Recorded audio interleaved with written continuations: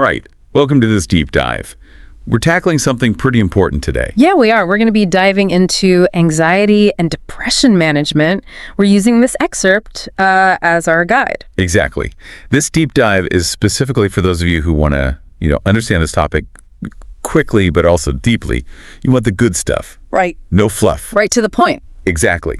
And this excerpt, it does a great job of laying everything out. Like right off the bat, it kind of hits you with how widespread anxiety and depression really are. It is. It's pretty staggering. Millions and millions of people. But, it's not all doom and gloom.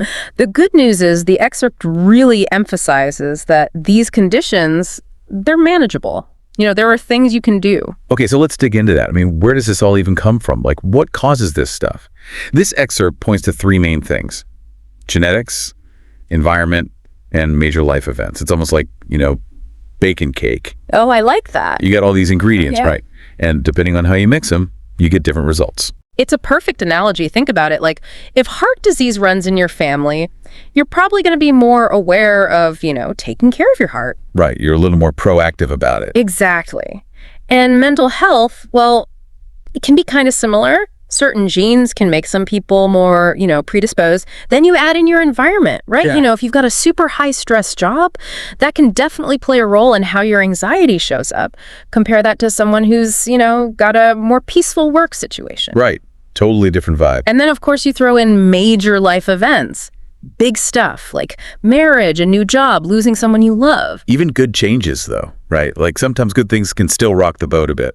Absolutely. All these things can, kind of shift your mental well-being. It's like all these forces are always shaping, how you feel. Okay, so given all that, how do we even know if these forces are messing with us? How do we recognize the signs? I mean, this excerpt lists some common ones for anxiety and depression. Are there any that you think are like the big red flags? Rather than just rattling off a list of symptoms, I think it's more helpful to think about how this might show up in your day-to-day life. So let's say you're constantly feeling, on edge. You're worried all the time about things. Yeah, you just can't seem to shut your brain off. Right. That could be a sign that anxiety's, getting the better of you. Or maybe there are things you used to love, like a hobby, and now you just, don't care. Or you're tossing and turning all night. Yeah, sleep goes out the window. Those are definitely things to, keep an eye on. Okay, so let's say you're noticing some of this stuff.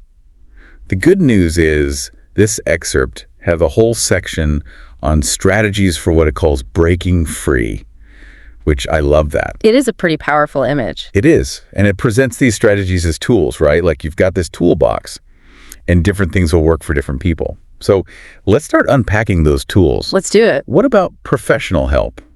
What are your thoughts on therapy? I think therapy is a great tool. It's like having, a coach for your mental well-being, someone who can help you understand what's going on. I like that. Someone in your corner. Exactly. Yeah. They can help you develop strategies, ways to cope, and really dig into what's going on beneath the surface. Awesome. Now, the excerpt also talks about self-care. And it goes beyond just, taking a bubble bath. Oh, for sure. It's much deeper than that. It's about being intentional, making choices that, really nourish your mind and your body. Think about getting enough sleep. Oh, yeah. Sleep is huge. Right. And eating foods that make you feel good. Are you moving your body? Are you doing things that make you happy? That's a really good point. Sometimes we forget about the simple things. We do. Okay, there's also this idea of challenging negative thoughts. The excerpt specifically mentions cognitive behavioral therapy techniques. I think a lot of people have heard of that, but how does that work? Yeah. So one technique is called cognitive restructuring. It basically helps you, identify those negative thoughts that keep popping up. Like, I'm a failure, that kind of thing. Exactly. And you sort of put those thoughts on trial, you examine them, you ask, is this really true? Oh, I like that. Right. What's the evidence? It's about shifting your perspective, not letting those negative thoughts run the show. So it's like reframing those thoughts. Exactly. Okay, the excerpt also talks about mindfulness. Yeah. Which it feels like everyone's talking about mindfulness these days. It's really popular. What's the deal with that? Mindfulness is all about being present, being in the moment without judging yourself. Easier said than done. Right. But there are simple things you can do, like mindful breathing. Just focus on your breath. Notice how your chest rises and falls. It can really bring you back to the here and now. It's like a mental reset button. It really is. Okay, and another thing this excerpt emphasizes is the importance of connecting with others. And I think sometimes we forget that We're not meant to go through this stuff alone. Absolutely. We're social creatures. We need that support, that sense of belonging. It could be your friends, your family, a support group. There are even online communities that can be really helpful. It's about finding your people. It is. Now, of course, there's also medication, which can be a bit of a, tricky subject for some people. What does the excerpt say about that? Medication is just another tool in the toolbox. It's not a magic bullet, and it doesn't work for everyone. For some people, it can be really helpful in managing symptoms. Right, especially when combined with other things like therapy or lifestyle changes. Exactly. But the key is to talk to your doctor, to figure out what's right for you. So after exploring all these tools, what does it really mean to break free?